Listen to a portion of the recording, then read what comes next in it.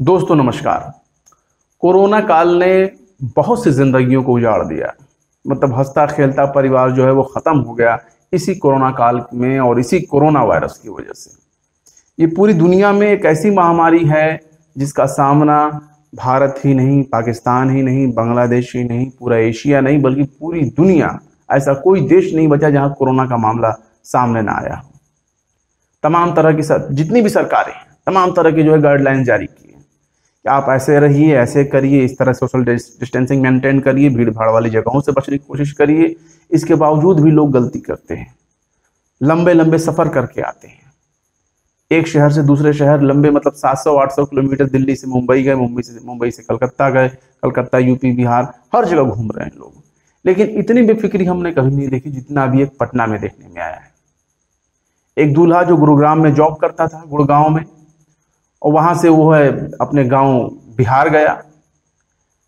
बिहार में पटना राजधानी है, राजधानी पटना से चंद किलोमीटर के डिस्टेंस पे जो है पालीगंज एक गांव है। और दूल्हा जब वहां पहुंचा तो उसकी शादी हो गई। हालांकि घर वालों का दावा है कि कुछ दिन वो क्वारंटीन रहा, एकांतवास में रहा। लेकिन कई ऐसी खबरें हैं, कई मीडिया रिपोर्ट है जिसमें यह बताया गया है कि दूल्हा जो है गुड़गांव से अपने घर बिहार गया और वहां जाने के बाद उसकी शादी हो गई। और जब शादी हुई तो बड़ी धूमधाम से हुई। मतलब एक दो नहीं, सैकड़ों लोग जो है, पूरा मजमा इकट्ठा हुआ। और दुर्भाग्य की बात है, बहुत ही बदनसीबी है, बहुत ही दुर्भाग्य, अफसोस की बात है कि ठीक अगले ही दिन, शादी के अगले ही दिन दूल्हा जो है वो गुजर गया, इस दुनिया को छोड़ गया वो। अब पूरे इलाके में जो है हड़कंप मची हुई है। अब इस शादी की वजह से जो है, इस शादी की वजह से इतने लोगों की जिंदगी खतरे में पड़ गई कि आप सोच नहीं सकते। 111 लोग जो हैं वो कोरोना संक्रमित पाए गए हैं। 111 लोग, एक दो नहीं, तीन नहीं, चार नहीं, पांच नहीं, 150 नहीं, 111 लोग जो है वो कोरोना संक्रमित पाए गए हैं इसी भीड़ भाड़ की वजह से। और जान गई सो अलग। हालांकि जो दुल्हन है उसका कोरोना नेगेटिव आया है। और उसके बावजूद आपको बता दें, एनडीटीवी की रिपोर्ट है, इसमें यह भी बताया गया है कि 300 बारात में जो शामिल हुए थे, शादी समारोह में शामिल हुए। अब शादी तो दोनों तरफ होगी, लड़के की तरफ भी, लड़के की तरफ भी, यानी उधर भी मजमा इकट्ठा हुआ, इधर भी मजमा इकट्ठा हुआ।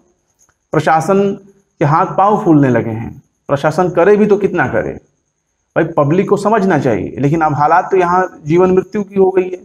दूल्हा ही खत्म हो गया, अब जिंदगी में बचा गया उसके। दुल्हन की जिंदगी जो खराब हुई सो हुई, और परिवार वालों की गलती देखिए। अब इस शादी समारोह में जितने भी लोग शामिल हुए थे उनमें से 369 लोगों के सैंपल लिए जा चुके हैं, उनकी जांच की गई। और जांच के बाद ये पाया गया कि उनमें 89 लोग कोरोना संक्रमित पाए गए। और 31 लोग इनसे पहले ही, 31 लोग जो है वो पहले से ही कोरोना पॉजिटिव पाए गए, यानी सोने पर सुहागा, समझिए इतना बड़ा मामला। अब जिला प्रशासन के मुताबिक ये है, उनका कहना जिला प्रशासन के मुताबिक कि 15 जून को दूल्हे की शादी थी, अगले ही दिन उसकी मौत हो गई। अब शादी में जितने भी लोग शामिल हुए हैं उसमें से कुछ लोगों को कोरोना के जो है लक्षण दिखाई दे रहे थे, जिसके बाद बारातियों को ग्रुप सैंपल लिया गया। 9 लोग कोरोना संक्रमित पाए गए। इसके बाद ये भी पता चला कि स्वास्थ्य विभाग जो है 4 चरणों में जो है इन लोगों के सैंपल लिए, यानी 369 लोगों के सैंपल लिए। अब कुल मिलाकर जो है 111 लोग जो है वो कोरोना संक्रमित पाए गए हैं, एक शादी की वजह से, एक विवाह की वजह से। हालांकि सरकार ने पहले से ही गाइडलाइन जारी कर रखे हैं कि इतने लोग बारात में शामिल हों, जरूरी ना हो तो दूल्हा दुल्हन ही रहे, बहुत कम लोग ही रहे। हम लोगों ने बहुत टेलीविजन पे देखे हैं इसी कोरोना काल में, बहुत से लोगों के सिर्फ दूल्हा है, दुल्हन है, एक पंडित जी हैं और दोनों के माँ बाप हैं, बस। यार जिंदगी सलामत रहेगी तो तमाम आप शादी भी देख लेंगे, विवाह भी देख लेंगे। आपका परिवार बच जाए कोरोना काल में, वही बहुत है। आप खुद भी शादी कर रहे हैं, पराई की बेटी को ला रहे हैं, उसकी भी जिंदगी खराब करेंगे। और जो भी लोग बीमार पड़े सो बीमार पड़े। ये तो एनडीटीवी के तहत हम आपको बता रहे थे। अब मैं आपको बता दूं, आज तक के मुताबिक जो है दूल्हे की उम्र 30 साल थी और वो सॉफ्टवेयर इंजीनियरिंग का काम करता था गुड़गांव में। 12 मई को वो पटना अपने गांव गया। उसके गांव का नाम है डीपाली। वहां पे वो गया। इसी दौरान उसमें कोरोना के लक्षण पाए गए, मगर परिवार वालों ने शादी करवा दी। उसकी जांच करवाया होता लेकिन शादी करवा दी। खैर, शादी के ठीक 2 दिन बाद उसकी तबीयत बिगड़ी। एम्स में ले जाया गया, पटना एम्स में ले जाया गया, जहां उसकी मौत हो गई। इस पूरे मामले की भनक जब जिला प्रशासन को लगी तो शादी में शरीक हुए लोगों की कोरोना जांच कराई गई। इसमें से बेशतर लोग, कई लोग जो है कोरोना पॉजिटिव पाए गए। उनका मंडे को जो रिपोर्ट आया वो पॉजिटिव उसमें हमने देखने को मिला। हालांकि दुल्हन जो है वो नेगेटिव पाई गई। ये सिर्फ यहाँ पटना का मामला नहीं है। पटना में तो ये हाल हो गया है कि पटना में जो है शादी के अगले ही दिन जब उसकी मौत हो गई, 1 दिन 2 दिन के बाद, तो उसमें उसके अंतिम संस्कार में जो है स्थानीय लोग शामिल हुए, जिसमें दुकानदार भी थे। भाई, जब आप किसी समाज में रहते हैं तो सब सारे लोगों से जान पहचान होते हैं, सभी लोगों से व्यवहार होते हैं। तो स्थानीय लोग उसमें शामिल हुए, जिसमें दुकानदार भी थे, सब्जी वाला भी था, हलवाई भी थे। अफसोस, ये सारे लोग कोरोना पॉजिटिव हो गए। इन सब की जांच कराई गई। जो लोग अंतिम संस्कार में शामिल हुए वो भी कोरोना पॉजिटिव पाए गए। इसके बाद जिला प्रशासन की चिंता और बढ़ गई है। और ये पहला मौका नहीं है, मतलब ये कोई बिहार में या पटना में होने वाला ये कोई पहला मौका नहीं है। अभी कुछ दिन पहले ही हाल ही में जो है खबर आई थी राजस्थान से। वहां भी ऐसा ही हुआ। वहां तो 250 लोगों को शादी में बुलाया गया था, और 250 लोगों को बुलाया गया, जिसके बाद ये कोरोना जो है वो फैलने लगा, एक दूसरे से फैलने लगा। उसमें 15 लोग कोरोना संक्रमित पाए गए, और इसी कोरोना की वजह से उसमें भी दूल्हे की मौत हो गई। यानी राजस्थान में भी जो दूल्हा था बेचारा, उसकी भी मौत हो गई। अब दूल्हा और उसके पिता को जो है, दूल्हा और उसके पिता समेत सभी जो है 15 लोग अस्पताल में भर्ती कराया गया।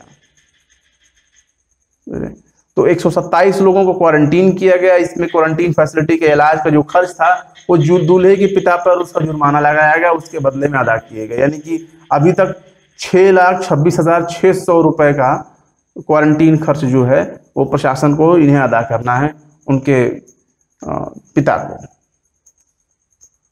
और हाँ, दूल्हे की दादा की मौत हुई। राजस्थान में जो है वो दूल्हे की दादा की मौत हुई है, और जबकि दूल्हा समेत उसके 15 लोग जो हैं, दूल्हा उसके पिता समेत तमाम 15 लोगों को अस्पताल में भर्ती कराया गया। हालांकि ये प्रशासन की तरफ से अच्छी कदम है कि जो भी कोरोना का खर्च आया है उसके पिता से वसूला जाए। लेकिन ऐसे समय में जब किसी को कुछ नहीं पता, हर व्यक्ति चलता फिरता कोरोना है, मुझे भी नहीं पता, आपको भी नहीं पता, किसी को नहीं पता कि कोरोना है, तो ऐसे स्थिति में जो है ये 6 लाख रुपए का जो खर्च, क्वारंटीन खर्च है, किसी के ऊपर बोझ डालना ये अच्छी बात नहीं है। एक तो उनका ऐसे ही एक परिजन गुजर चुका है। उसी तरह पटना के मामले में भी अगर मान लो प्रशासन कोई कार्रवाई करती है तो भाई दुर्भाग्य की बात है, क्योंकि उन्होंने अपना बेटा खो दिया। कोई जानबूझकर तो खोता नहीं है। ये तो सरकार की जिम्मेदारी है, स्टेट की जिम्मेदारी है, चाहे दिल्ली हो, चाहे एमपी हो, यूपी हो, मद्रास हो, चेन्नई, कोई भी देश हो, कोई भी जगह हो, सरकार की जिम्मेदारी है कि घर घर एक एक व्यक्ति का जो है वो कोरोना टेस्ट करवाया जाए, वरना ये वायरस भाई फैलता रहेगा। सरकार इनकार करे, कम्युनिटी स्प्रेड नहीं है, लेकिन यहाँ सवाल ये है कि ऐसे बहुत से केस पाए गए जिसमें कोई लक्षण नहीं था, एकदम चलता फिरता आदमी है, स्वस्थ है, हेल्दी है, कोई लक्षण नहीं, फिर भी जब उसका टेस्ट हुआ तो वो कोविड पॉजिटिव पाया गया।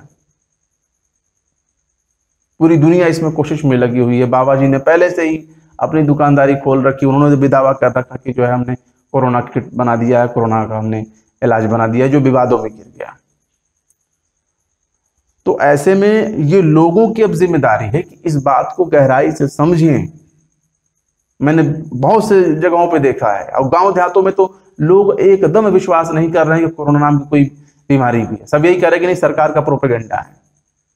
यार, ये सरकार का प्रोपेगेंडा नहीं है। सरकार का अगर कोई ऐसा कोई प्रोपेगेंडा होता तो सिर्फ भारत में होता, लेकिन कोरोना का केस पूरी दुनिया में चल रहा है, और इसे कहीं ना कहीं सबको मानना पड़ेगा। कुछ लोग यही कह रहे हैं कि नहीं भाई सिर्फ मुस्लिम को हो रहा है, कुछ लोग कह रहे हैं नहीं भाई सिर्फ हिंदू को हो रहा है। यार, इसमें हिंदू मुसलमान की तो सवाल ही नहीं है, ये बीमारी है, किसी को भी होगी। जात धर्म मजहब वो नहीं देखेगी बीमारी। और इसे साधारण सर्दी और जुकाम जैसा न लीजिए। हम सब जितने भी दिल्ली में रहने वाले लोग हैं सारे इससे परेशान हैं। हर 2 घर 3 घर के बाद जो है कोरोना के केसेस सामने आ रहे हैं। अब जबकि सरकार ने कोरोना टेस्टिंग बढ़ाई है तो अब और भी मामले रोज खुलासे हो रहे हैं। पूरे देश में जो है 18,000 20,000 ऐसे करके पर डे के जो है कोरोना संक्रमित पाए जा रहे हैं। तो क्या करेंगे आप? बेहतर यही है कि कम खर्चे में कम लोगों के साथ कम टेंशन लीजिए, शादी ब्याह जो भी करना है करा लीजिए। क्योंकि ये कोरोना कितने दिनों तक रहेगा ये ना सरकार जानती है, ना हम जानते हैं, ना आप जानते हैं, ना देश की मीडिया जानती है, और ना ही देश का कोई बाबा पतंजलि या कोई आयुर्वेदाचार्य योगाचार्य जानता है कि बीमारी कब तक चलेगी। किसी को कुछ नहीं पता, बस लोग ऊपर वाले के भरोसे हैं। तो अगर ईश्वर में आपकी आस्था ना हो तो थोड़ा ईश्वर में आस्था रखिए। और अलग अलग धर्मों में महामारी के बारे में क्या क्या कहा गया है उसको जरा सुनिए, पढ़िए, लेकिन इसको गंभीरता से लीजिए। इस तरह से घूमना फिरना, यहाँ वहाँ मार्केट करना, बेवजह भ्रमण करना, ये आपके ऊपर, आपके परिवार के ऊपर बहुत बड़ा जानलेवा हमला हो जाएगा। क्योंकि कोरोना फिलहाल सभी का दुश्मन है और कहीं ना कहीं अगर गंभीरता नहीं है आप में तो आप सबसे बड़े मूर्ख हैं और अपनी मौत को दावत दे रहे हैं। इसी तरह हम लोगों ने साउथ में भी देखा। कर्नाटक में किसी कांग्रेस जो है वो नेता थे, बहुत बड़े नेता थे कांग्रेस या बीजेपी के, उसमें सारे अपोजिशन के भी सत्तारूढ़ दल के भी सारे इतने नेता और मंत्री पधार गए कि वो उसका पूछो ही मत। आखिर ये कोरोना कैसे बचेगा? धार्मिक स्थल भी खोलने की बात कही गई, लोग कह रहे हैं नहीं नहीं रथ यात्रा भी निकालेंगे। तो भाई साहब ये बताइए, जिंदगी रहेगी तो तमाम तरह की नमाजें आप पढ़ लेंगे, पूजा पाठ कर लेंगे, रथ यात्रा निकाल लेंगे, लेकिन जब ऐसी महामारी है आपको खुद नहीं पता कि मैं जिसके साथ टहल रहा हूँ या जिसके साथ मैं भ्रमण कर रहा हूँ वो कोरोना पॉजिटिव है, नेगेटिव है, वो कोरोना है कि नहीं है। जैसे कि मैंने बताया ना आपको, बहुत ऐसे केस आए हैं। एक तो कोरोना संक्रमण के मामले हो गए कि भाई लक्षण दिख रहे हैं, और जिसके में लक्षण नहीं दिख रहा उसको आप क्या कहेंगे? वो तो चलता फिरता एटम बम है भाई, जो टकराएगा वो मरेगा। ऐसे कई केस आए हैं, कोई लक्षण नहीं, पॉजिटिव है। तो लोग अपना ख्याल रखें, इस चीज को गंभीरता से लें। मैंने बहुत से गांव देहातों के लोकल मार्केटों को मैंने वीडियोस देखे हैं फिलहाल इस दौरान 2 दिन के अंदर में, जिसमें लोग एक दूसरे को धक्का मुक्की दे करके आ रहे हैं, जा रहे हैं, चलो भाई आगे बढ़ो, पीछे हटो। क्या मामला है भाई? एक भी व्यक्ति अगर कोरोना का संक्रमित पाया गया तो पूरे का पूरा घर, पूरा का पूरा मोहल्ला, मोहल्ले से गांव, गांव से कस्बा और कस्बे से पूरा शहर संक्रमित हो जाएगा। इस जरा सी बात को अगर लोग समझें, एकांत में रहें, कम घूमे फिरें, आवश्यकता ना हो तो मत जाइए। दिल्ली वालों से पूछिए, सबसे ज्यादा बीमारी तो वही झेल रहे हैं। और हमारे जितने भी लोग दिल्ली में सारे लोग परेशान हो रहे हैं। घूमना फिरना बंद, बेवजह यहाँ आना जाना बंद। हमें नहीं पता कि कोरोना कैसे हमारे घर में घुस जाएगा, लेकिन फिर भी एहतियात ही सबसे बड़ा जरिया है। बचाव का एहतियात से बढ़कर कुछ नहीं है। हाथ धोइए, सैनिटाइजर का इस्तेमाल करिए। जहां आपको लगे कि हाँ सैनिटाइजर मैं यूज करता हूँ वहां सैनिटाइजर यूज करिए, जहां मौका लगे वहां साबुन से हाथ धोइए। बाहर से हम लोग तो बाहर जाते हैं, बाहर से आते हैं, कपड़े बदलते हैं, नहाते हैं। ये हालत हो गई। मतलब बचने के लिए जो मुमकिन कोशिश हो सके वो मुमकिन कोशिश करिए। काढ़ा पीजिए, गर्म पानी पीजिए, ठंडी चीजों से परहेज करिए, हल्दी वाला दूध पीजिए, अपनी इम्यूनिटी को बढ़ाइए। इम्यूनिटी जितना आप बढ़ा सकते हैं, रोग प्रतिरोधक क्षमता आपकी जितनी अच्छी होगी, उससे बढ़कर और कोरोना का इलाज कोई नहीं है। अभी सरकार और दुनिया, WHO, दुनिया भर के जो लोग हैं, डॉक्टर हैं, माहिरीन हैं, वो खोजते रहेंगे अभी कोरोना का वैक्सीन, लेकिन अभी तक कोई सफल वैक्सीन नहीं आ पाया, वरना कम से कम दुनिया आधी बच जाती। बड़ा सा बड़ा सुपर पावर अमेरिका जो है वो करा रहा है इससे। तो इसलिए लोगों को एहतियात रखना पड़ेगा और बचिए, गंभीर लीजिए। गंभीरता, ये बीमारी जो है सत्य है, ये बीमारी कोई झूठ नहीं है, ये सत्य आधारित घटना है। और आप अपने परिजनों को भी बचाइए, खुद को भी बचाइए। फिर मिलेंगे किसी और एपिसोड में।